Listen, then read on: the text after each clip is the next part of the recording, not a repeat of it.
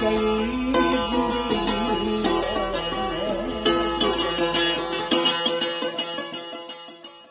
तारीख़ की जब बात कर रहे हों तो उस वक़्त तो अच्छी तरह टेक लगा के कुर्सियों के साथ और हाथ यहाँ रख के लोग बड़े सुकून से सुनते हैं। लेकिन हमारे साथ तो बीत रहा है, ये वाक़यात हो रहे हैं, हमारे सामने हो रहे हैं।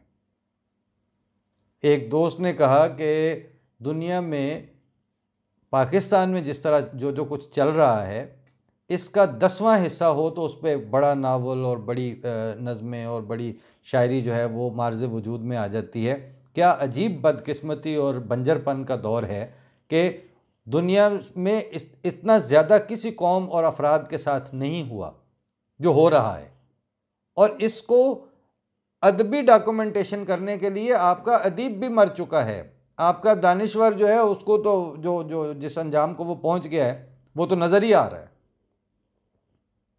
आपका जो तजिया कार है उसको भी अब बिल्कुल जो दायरे कंपार्टमेंटलाइज्ड किस्म के उसको काम मिले हुए हैं कि हाँ ये सेफ़ डोमेन है, यहाँ पर ये सेफ़ जोन है, इसमें बात कर लेते हैं। आपके मीडिया हाउसेस क्या कर रहे हैं, वो पहले से आपको चेक आउट करके दे रहे हैं कि ए गल्लां करनियां ने, ए गल्लां नहीं करनियां। ये हालत जब आ चुकी हो उस वक्त आप क्या तवक्को लिए बैठे हैं? उस वक्त आप बहुत इतनी चीज़ें अब आप कालीन के नीचे घुसेड़ चुके हैं कि अब उस कालीन वो लगता ही नहीं है, वो पहाड़ बन चुका है।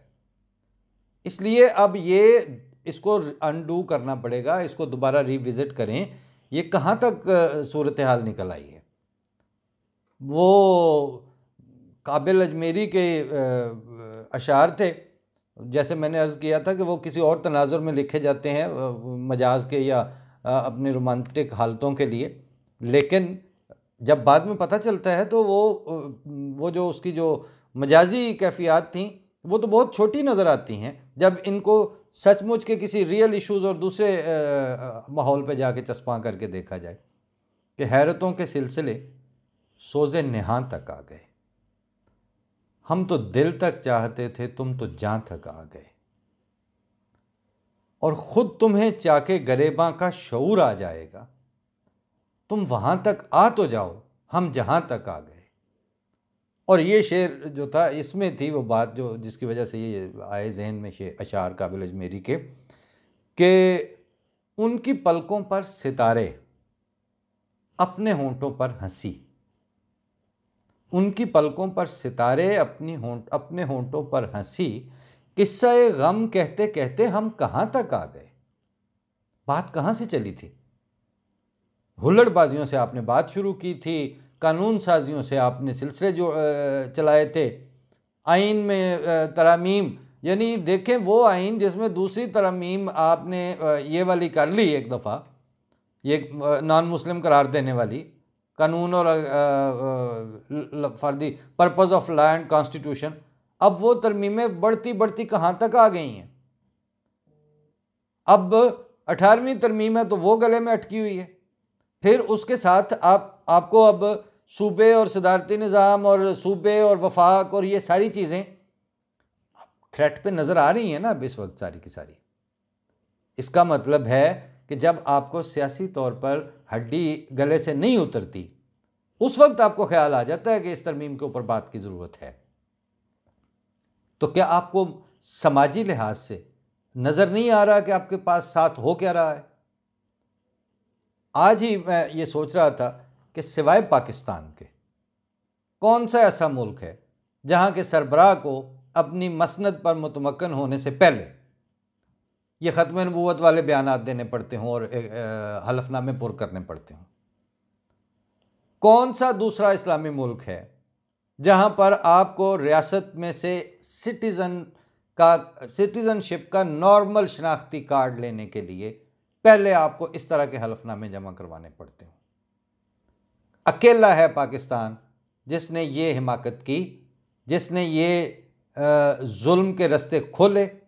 और अब अगर दूसरी तरफ देख लें तो हैं दुनिया को मसाइल, लोगों की मुल्कों की लड़ाइयाँ भी चल रही हैं, उनके अंदर और दूसरे छोटे मोटे मसाइल भी चल रहे हैं, मुआशी इस्तेकाम के लिए भी उनकी कोशिशें जारी हैं, उनको जंग लड़नी पड़ रही है।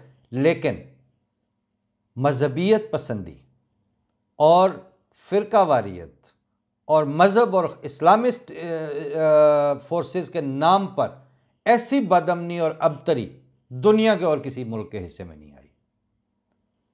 फाताबिरु या उलिल अब्सार, अगर आप आंखें हों और आप देखना चाहते हो तो सिर्फ इतनी बात से आपको नज़र आ सकता है कि आपने ही इसमें ये रास्ता खोला था, आप ही के ऊपर ये चीज़ अल्लाह ताला ने एक अजाब की सूरत में मुसल्लत कर दी है। अब आप खाऊं किधर की चोट बचाऊं किधर की चोट के मिसदाक बना हुआ है पूरा मुआशरा, पूरी हुकूमत, पूरी रियासत, इस्टेब्लिशमेंट, इदारे, अफवाज, हर कोई। ये कब्रों वाले वाक़यात अब एक ही महीने में 2 दफ़ा हो चुके हैं ना, कि पहले शेखुपुरा में, फिर उसके बाद गुजरांवाला में। इसमें कल वाले प्रोग्राम में तो हमने इशारतन जिक्र किया था, लेकिन ये सवाल अपनी जगह पे कायम है कि ये बात बार बार हो क्यों रही है। ऐसा यानी इतना तो नहीं है कि ये पाकिस्तान में कोई 5 या 10 या 15 या 20 या 50 या 100 कब्रिस्तान ही है। अहमदी तो पाकिस्तान की कोई भी तहसील नहीं है जहाँ पे अहमदी और उनकी जमात और वो पूरा सेटअप नहीं हो। वो जब हैं तो वो मरेंगे भी, जब मरेंगे तो उनकी कोई तदफीन भी होगी। सवाल ये है कि क्या आपके ख्याल में अहमदी अपने जब वफ़ात होती है तो उसका जनाजा नहीं पढ़ते? जनाजे में तो वो वही दुआ पढ़ते हैं, वो अल्लाह मग़फ़िर लिहय्यिना व मय्यितना व शाहिदिना व गायबिना वाली। तो ये दुआ भी अगर आपने पेटेंट करवानी है तो आपकी तो ये दुआ भी पेटेंट हुई है। फिर क्या आप उसके वक्त अगले स्टेप में आप जनाजों पे जाके हमला करेंगे? अच्छा, दोनों जगह जब आपने देखा है या ये सुनी है बात, तो आपको पता है कि दोनों जगह पुलिस साथ थी। ये क्या वजह है कि उन मुलवानों के साथ पुलिस हर 2 जगह पे मौजूदगी क्यों ज़रूरी है? इसलिए कि पता है उनको कि प्राइवेट कैपेसिटी में अहमदी अपनी ये हरकत किसी चीज़ के साथ भी नहीं करने देंगे। ये बात बिल्कुल क्लियर है। और ये जिनको आप हुकूमत के जो हद अदब है, मतलब क्या अल्फाज आ जाते हैं इनका, तो मौलवी के नाम से पेशाब ख़ता हो जाता है बड़े बड़े इदारों का, लेकिन उनके ज़ाती तौर पर उनकी अपनी सतह ये है कि अगर हुकूमत और उनकी बैकिंग ना हो और उनके ऊपर बाकायदा दस्ते शफकत ना रख के पीछे परवेज़ इलाही जैसे और इस तरह के मुख्तलिफ धड़े उनको सपोर्ट पे ना बैठे हों, तो वो जुर्रत नहीं करते। अहमदी जहाँ जहाँ बैठे हुए हैं, जहाँ पे भी है, जो कुछ भी है, अहमदी मतलब जाहिर है अल्लाह ताला ने पैदा किया तो उन्होंने पूरे कुआ दे के पैदा किया है।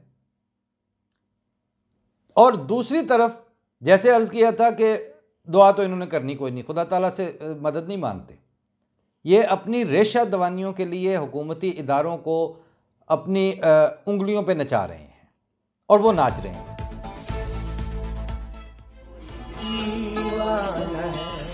एक फरमान है, मैंने सब